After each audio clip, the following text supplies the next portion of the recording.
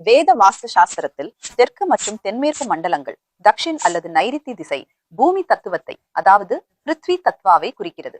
இது ஸ்திரத்தன்மை, வளர்ச்சி மற்றும் வலிமைக்கான அடித்தளமாகும். இந்த மண்டலங்கள் குடும்பத் தலைவருடன் நேரடியாக தொடர்புடையவை. இந்த மண்டலங்கள் சமநிலையில் இருக்கும்போது குடும்பத்தில் நல்ல உறவுகள், தனிப்பட்ட மற்றும் தொழில்முறை வாழ்க்கையில் நிலைத்தன்மை, வியாபாரம், தொழில் தொடர்பான வளர்ச்சி மற்றும் குடும்பத் தலைவருக்கு நல்ல ஆரோக்கியம் ஆகியவை இருக்கும். இந்த மண்டலங்கள் சமநிலையற்று இருக்கும்போது ஏதேனும் வாஸ்து தோஷம் இருந்தால் குடும்பத் தலைவருக்கு உடல்நலம் தொடர்பான பிரச்சனைகள், விபத்துகள், திடீர் மரணம், நாள்பட்ட நோய்கள் ஏற்படலாம்.